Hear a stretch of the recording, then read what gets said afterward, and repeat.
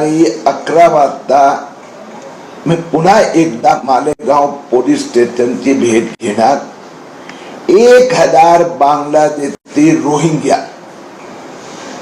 यांनी कथा पद्धतीने खोटे पुरावे दिले, शपथपत्र दिलं आणि त्यांचा जन्म मालेगाव भारतात झाले असल्याचे जन्म प्रमाणपत्र मिळवण्याचा प्रयत्न केला. त्याचे पुरावे देणार आहे.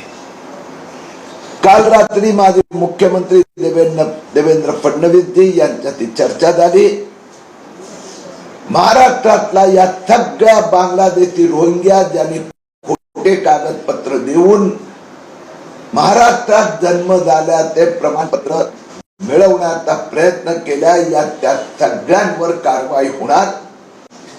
मालेगाव पोलिसांनी 3 लोकांच्या विरोधात गुन्हा दाखल केला.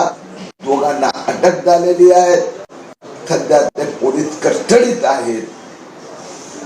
मालेगाव मध्ये 3977 असे बांगलादेशी रोहिंग्यांनी जन्म प्रमाणपत्रासाठी अर्ज केले आहे. त्या सगळ्यांना बांगलादेश पाठवले जाते. या अभियानाचा पुढच्या टप्प्यात म्हणजे गुरुवारी मी अकोला आणि अमरावती या दोन्ही ठिकाणी 4800 बांगलादेशी रोहिंग्यांनी जन्म प्रमाणपत्रासाठी अर्ज केले आहे.